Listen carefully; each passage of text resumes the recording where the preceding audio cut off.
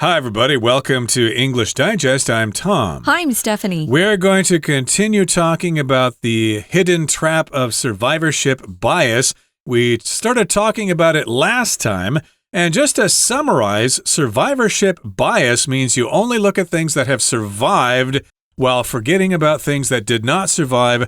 You forget about the things that failed. And we mentioned some examples of successful people, and we also mentioned the fact that those airplanes in World War II came back with those bullet holes, and they thought that was the problem, but they realized, no, that's not the problem. We're only looking at the surface. There are other things to consider. Yeah, there are a lot of things to look at. So we're going to hope that by the end of this lesson today, you guys are all smart enough to understand what survivorship bias means, and you're never fooled again.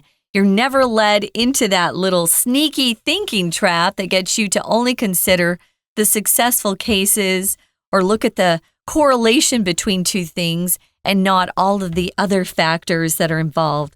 Now, today's lesson, we're going to talk about how survivorship bias shows up in various fields. We're going to take a look at, for example, manufacturing products. We're going to take a look at people with disabilities. Those are some of the more examples that we're going to look at that will help you understand this concept even better. But right now, we're going to listen to our article one time. Survivorship bias shows up in various fields. Take manufactured products, for instance. The saying, "They don't make them like they used to," reflects this bias as we only see the durable items that have lasted, like the old fridge in Grandma's kitchen. This fridge isn't proof that old appliances were better. It's just a rare survivor among many that broke down long ago. In health and medical research, survivorship bias can distort results if studies only focus on patients who successfully completed treatments. For example, if researchers investigate surgery outcomes only for patients who were stable enough to consent, they may overlook critical data from those who didn't survive or couldn't agree to participate. This can lead to overly optimistic conclusions about a treatment's effectiveness. When it comes to disabilities, media portrayals often fall prey to survivorship bias. They typically select stories about people with disabilities who excel or overcome incredible odds. While these stories can be inspiring, they also focus on a minority of cases and ignore the vast majority of people who live with disabilities and struggle daily. The key to avoiding survivorship bias is to consider what's missing from your data. Begin by asking yourself about observations that didn't survive the selection process. Think about the dropouts who didn't become millionaires, the chain smokers who died young, and the old air conditioners that were discarded 20 years ago. When you hear success stories, consider this question: are there people who tried the same thing and still failed? Learn to see the whole battlefield, not just the returning heroes. By digging into the hidden cases, you will get a more accurate picture and make better decisions. Okay, let's talk about the first part of our lesson for today. Again, we're talking about this hidden trap. You might be trapped by this hidden trap. You might fall for this and you'll make conclusions without really looking at the whole picture. And survivorship bias shows up in various fields, okay? Different parts of society, different sectors like medicine or manufacturing, business, finance, science. Those are different sorts of fields. And, let's talk about manufacturing. So take manufactured products, for instance. To manufacture just means to make something in a factory. Manufacturing is the total concept of doing that in factories. But here we're talking about products that have been manufactured or made in a factory. And this is our example. We're taking this for instance. Yeah, there's this saying that we grew up with. They don't make them like they used to. So it's like always thinking about the good old days. Oh, when I was growing up, life was so much better. You could buy a product and it would last and last. And nowadays, you buy things and they just break like the next month. You can't depend on any particular product or company to really have a quality product. So those are our memories kind of fooling us sometimes, I think. And we forget about how things really were. So this sort of attitude, the saying they don't make them like they used to, reflects this bias of survivorship, as we only see the durable items that have lasted, like the old fridge in Grandma's kitchen. My grandma had a refrigerator that was like 35 years old. Ooh. Yeah, it's pretty old, isn't it? And it was still working pretty well. So we look at those things that are still around and don't consider all of the things, the items, the products that we threw out in the trash long ago. Yeah, speaking of refrigerators, I think my grandmother's refrigerator had an actual hook on it. You had to move this handle to open it and close it. Yeah. That was really old, but she did use it for a long time. So you might be thinking, hey, if my grandmother still has the fridge that she got when she got married and she's now 95 years old, hey, that fridge must be really good. Yeah. And refrigerators they sell today are all terrible. So yes, indeed, we've got this phrase, hey, they don't make them like they used to. Some people say this about music as well. Oh, they don't write the songs like they used to. Or the movies. Or the movies, yeah. Actually, that's probably true. They keep relying too much on superhero movies. Yeah, the movies are really bad these days. That's our opinion, though. But in any case, we're only seeing the durable items that have lasted, and we don't see the ones that were taken to the junkyard. Yeah. This fridge isn't proof that old appliances were better. It's just a rare survivor among many that broke down long ago. So yes, indeed, you probably have some sort of appliance in your home that you've been using for a long time. But think of all the other ones that were manufactured at the same time. Lots of them are probably all broken down and sent to the recyclers and no longer exist. I wanted to mention something that just occurred to me. I was thinking about all the laptop computers I've bought since I've been in Taiwan. I've had some really good ones. And then one time, and I always buy from the same company. I won't say what company it is, although I think they're good. One time I bought a computer and it was bad the first week. Oh, no. We call items or products that you buy that are really bad, the moment you buy them, we call them lemons. It's just a bad product. And sometimes a lemon comes out in a group of really fine products from a company. A lemon. Yeah, this car is a lemon. Maybe the minute you drove your new car off the parking lot and you'd put down your first payment for it, it just turned into a bad car. We call those things lemons, Lemon, like the fruit. Right. And, of course, this could occur in reverse, I guess, if you have some kind of item like a car, for example, and it's really bad. It's always breaking down. You might think, well, this car is bad, so all other cars from this manufacturer are bad as well. You're making that conclusion, but maybe that's not the case. Maybe you just happen to get a lemon yourself, whereas all the other models from this company are perfectly fine and people will drive them for many years. So here we've mentioned the example of the fridge or the refrigerator, and that, of course, is an appliance in your kitchen that keeps your food cold until you eat it.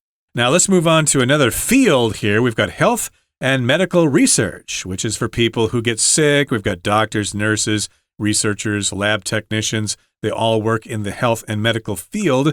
Survivorship bias can distort results if studies only focus on patients who successfully completed treatments. Okay, so to distort something means to make something bigger or smaller than it really is. It's sort of takes something out of shape. Of course, when you do caricature, if you draw cartoons of people, that involves a certain amount of distortion. Like if people draw Donald Trump, for example, they always distort his hair. They make it really, really big. Or if it was a Barack Obama, they always made his ears look really big. They distorted these things. They made them bigger or smaller than they really were. Now, this is in health and medical research, and sometimes these studies only focus on patients who successfully completed treatments. So maybe you're studying cancer, and this study only really refers to the patients who are survivors, cancer survivors. What about all the patients who didn't make it? I remember when I worked for Pfizer in New York City, they would study new drugs, and sometimes the patients who enrolled in some of those clinical trials, didn't make it. And sometimes the company just told me to take their names off that list as if they never enrolled. So that doesn't really give people who are reading the research results an accurate picture of a particular type of treatment or medicine. We still find this to be true today, so be careful. Don't always trust those results that you're reading that come from quote-unquote scientific journals. Some of them aren't honest. Right. They may be withholding information. Yeah. And we've got an example here. If researchers investigate surgery outcomes for only patients who were stable enough to consent, they may overlook critical data from those who did not survive or couldn't agree to participate. So, of course, surgery is when a doctor cuts you open, basically because you have something wrong inside your body. And we're talking about results of surgery. Doctors may say, yes, this surgery was successful. The patient has been cured and they can have a normal life now. These people, of course, were stable enough to consent. They're people who could survive the surgery, and therefore we heard from them. But there may be critical information or data from those people who did not survive, who died on the table in the operating room, and of course they were not able to participate in this research. We often refer to a patient's condition in the hospital as being stable. They're in stable condition. They're in critical condition. If you're in critical condition, you typically aren't able to even speak or communicate with your family members or doctors. If you're stable, the doctors at least have a good optimistic view that you'll recover and be able to go back to real life and normal life.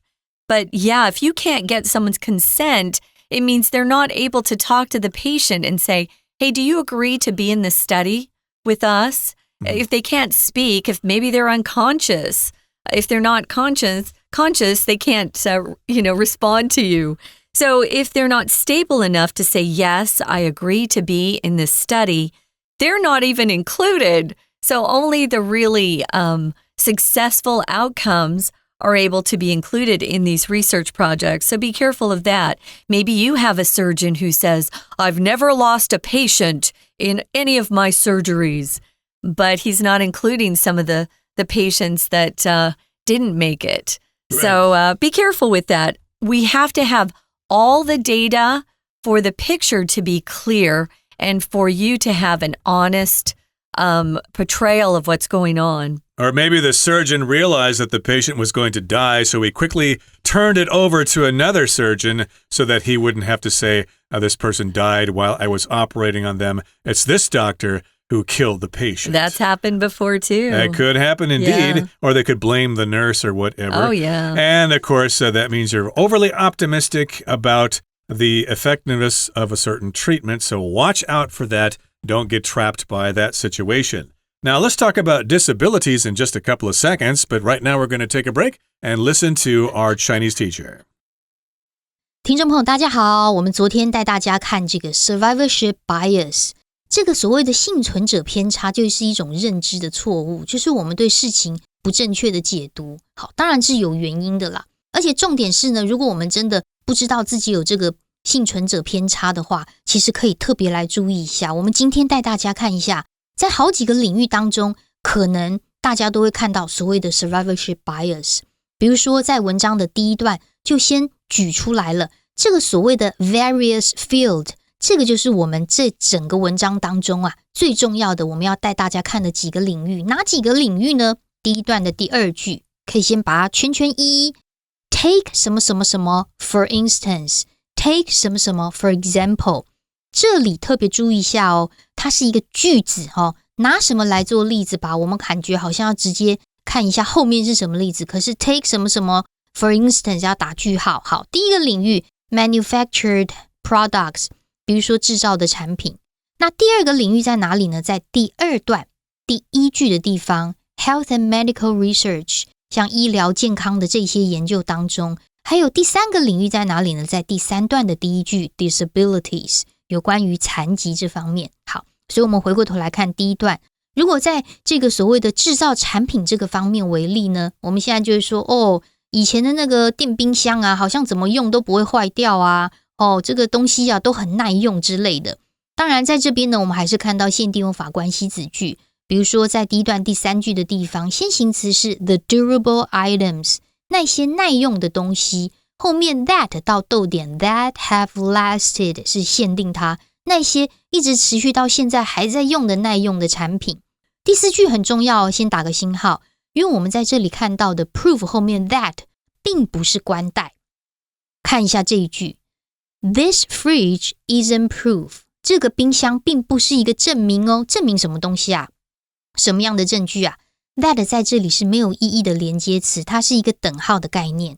这个 proof 就是后面从 old appliances were better， old appliances are better 就是所谓的 proof， 这个并不是一个所谓的好的东西就是很好的是一个证明，所以它在这里是连接补语的一个无意义连接词。好，那接下来呢，我们同样在第4句也看到限定用法关系子句咯，先行词是 many， 这个不特定的代名词，不特定代名词当先行词的时候，后面的关带一定要用 that， 所以 that 到句尾我们左右挂号起来，这是第一个领域当中。那第二个领域呢，才是呢我们看到的第2段啊，就是我们一开始的主题句。第一句像健康医疗的领域啊，都做很多研究，有没有？但是有时候我们研究只注重成功的患者，幸存者偏差就会扭曲整个结果。我们在第2段看到3个限定用法关系子句，第一个出现在第2句的地方。第2句这里中间有一个 patients， 它是先行词， patients 后面who到句尾限定它。如果我们 focus 在 who successfully completed treatments， 只有那些很成功的这个稳定到了足以可以成功完成整个治疗的那一些 patients 当中。好，这是第一个限定用法关系子句。第二个限定用法关系子句，先行词同样是 patients， 可是现在限定到 who 到 consent 到同意。好，接着第3个限定用法关系子句呢，逗点往后看是 those who 点点点 who 一直到句尾左右挂号起来，所以其实我们就没有注意到那些 those 没有办法 survive 或者是不同意 participate 参加研究的那些人 those 他们的 critical data 关键的这一些资料就变成 overlook 忽略掉了，所以当然这个就是可能会对治疗效果会产生过于乐观的结论哦。 We're going to take a quick break. Stay tuned. We'll be right back.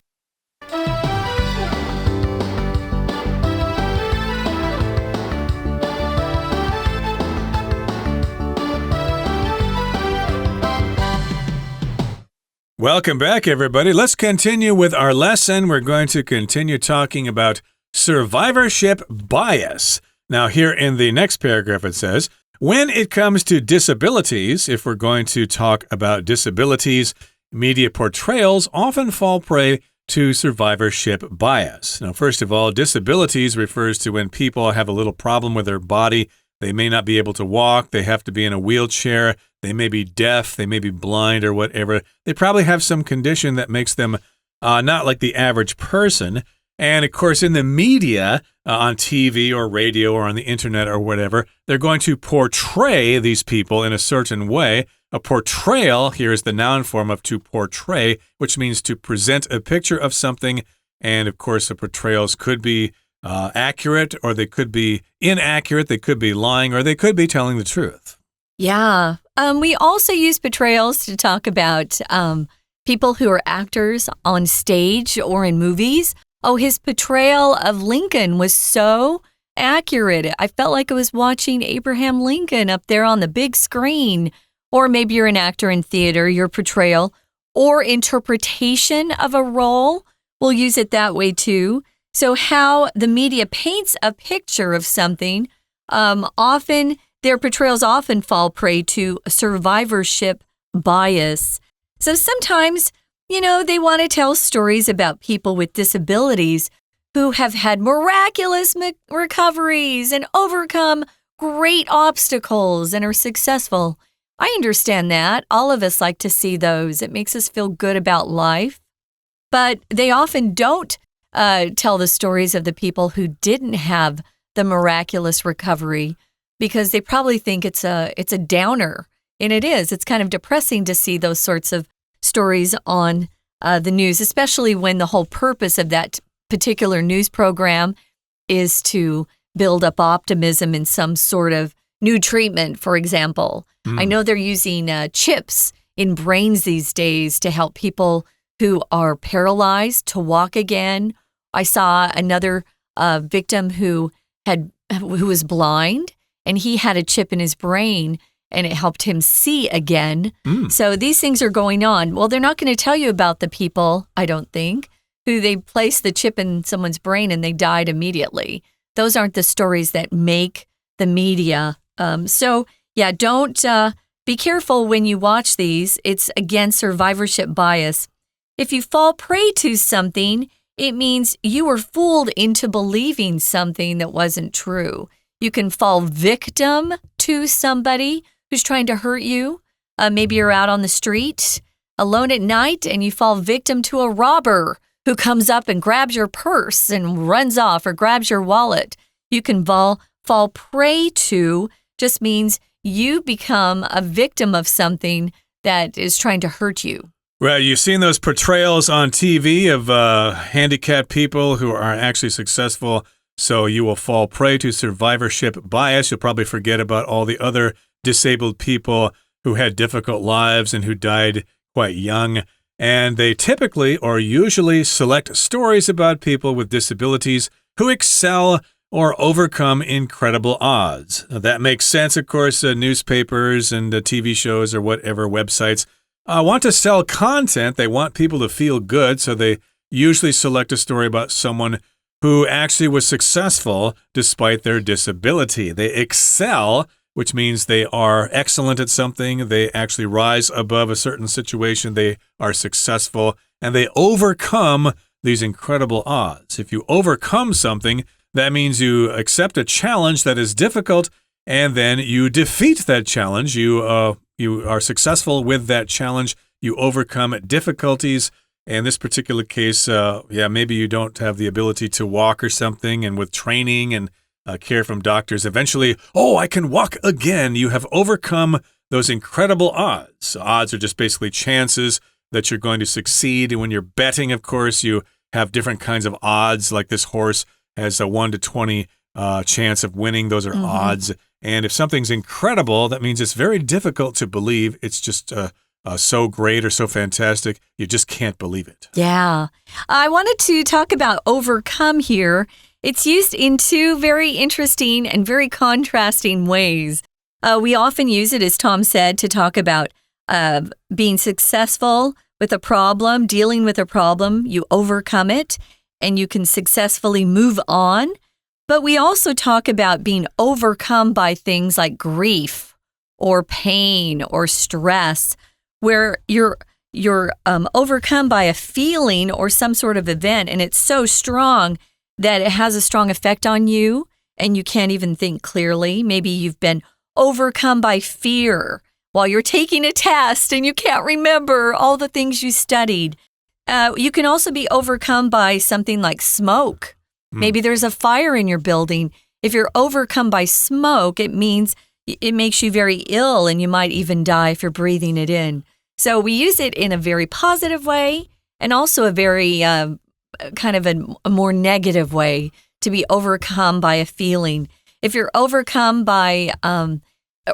with joy, you can be overcome with joy, though, and be so happy you start crying. So we use it that way. It just means to be overwhelmed by something. But overcoming an obstacle just means you were successful, you didn't give up, you just kept at it. Now, here in the next sentence, it says, while these stories can be inspiring, they also focus on a minority of cases and ignore the vast majority of people who live with disabilities and struggle daily. So again, these are feel-good stories, and it is true that these stories can be inspiring, but still they only focus on a few cases just to get clicks on the internet or something, because people are always looking for feel-good stories. And they are inspiring. When you see that, you realize that, hey, this person overcame difficulties. Maybe my life isn't so bad after all, and I could overcome difficulties myself. And yes, indeed, we are ignoring most people who are disabled. They struggle every day, and they don't have interesting stories, so the media won't be interested in them, because That's not what people want to know. They don't want to be depressed that Mr. Lee is having such trouble with his disease and has difficulty walking every day. Now, moving on, the key to avoiding survivorship bias is just to take time and consider what's missing from your data, from the information you've gathered. Begin by asking yourself about observations that didn't survive the selection process. What are they not telling you? What are you not seeing? What are you not hearing about? These are really important things that critical thinkers always consider. So if you want to be a good critical thinker and make wise decisions, don't let others fool you by just giving you the bits of the story that make what they're trying to persuade you to believe or convince you to believe sound very positive or doable or something you want to proceed and invest your time in. Think about the dropouts. A dropout is someone who quit school or class before they finish, who didn't become millionaires. There are a lot of people like that. The chain smokers who died young. What's a chain smoker, Tom? Somebody who smokes cigarette to cigarette. Basically, it's somebody who smokes heavily. You smoke one cigarette, and when it gets to the end, you use that cigarette that's still lit to light another cigarette. Almost, so yeah. It's like a chain, so you just keep smoking one cigarette after another. I would say someone who smokes 3 packs a day is probably a chain smoker. Yeah, they don't necessarily keep on smoking continuously, but they smoke a lot. And so, yes, indeed, we don't see the chain smokers who did die of cancer. We don't see those. We don't see the dropouts who ended up working in their hometown as an Uber driver or something. Nothing against Uber drivers, but of course, lots of people would rather be multimillionaires. And of course, we don't talk about the air conditioners that were thrown out or discarded 20 years ago. We only focus on the one that's still working. Yeah, so if you discard something, you get rid of it. I'm actually working right now on discarding lots of extra things in my apartment. I have too many things that are making my apartment too stuffed. So I'm trying to get rid of some old clothes, shoes, books, lots of things. That's to discard, to get rid of.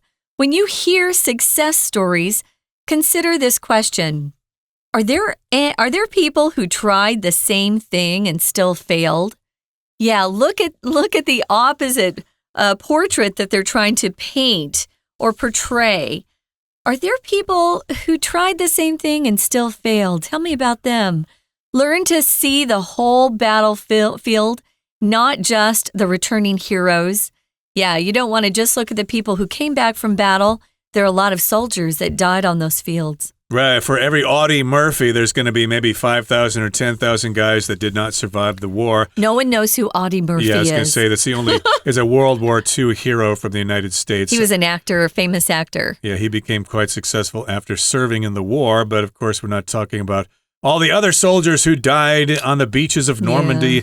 And by digging into the hidden cases, you will get a more accurate picture and make better decisions. So again, you need to dig into the hidden cases. You need to look for the whole story, and then you'll get a more accurate picture, and then you'll come to some more logical conclusions. So yes, indeed, don't become trapped by survivorship bias. That brings us to the end of our program for today. Let's hear from our Chinese teacher one more time.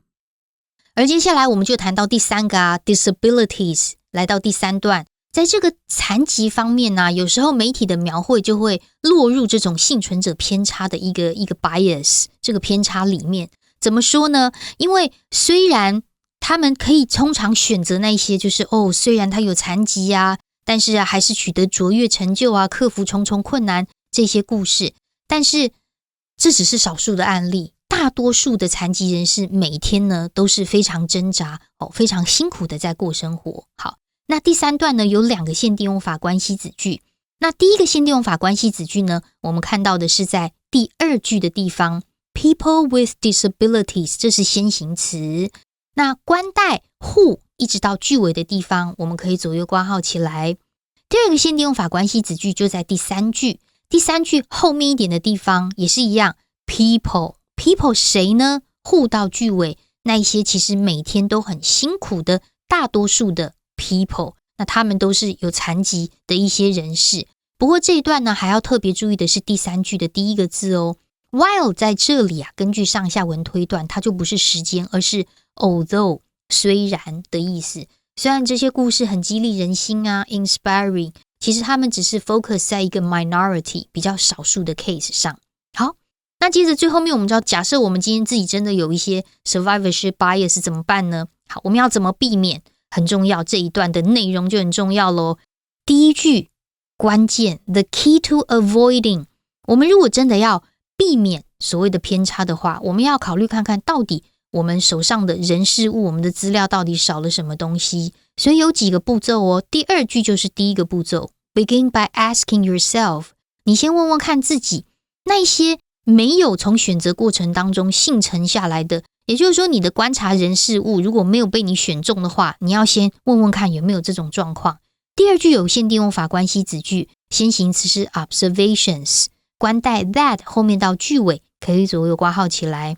那第三句也很重要哦，有点长，有好几个关系子句在里面。好，再来我们要想想看，关系子句先行词 drop out， 那些辍学生 who 到逗点。第二个先行词 the chain smokers 老烟枪 who 到逗点。还有 the old air conditioners 先行词 that 到句尾截止。所以我们想想看那些东西，当你听到成功故事，考虑这个问题是不是有失败呢？所以下次在思考事情的时候，别忘了我们可能有幸存者偏差哦。以上是我们今天内容，我是安娜，我们下次见。That's it for today, everybody. Thanks for joining us, and make sure you check out our content on YouTube and Facebook for other information to help you improve your English. And please join us again next time for another edition of our program. From all of us here at English Digest, I'm Tom. I'm Stephanie. Goodbye. Bye.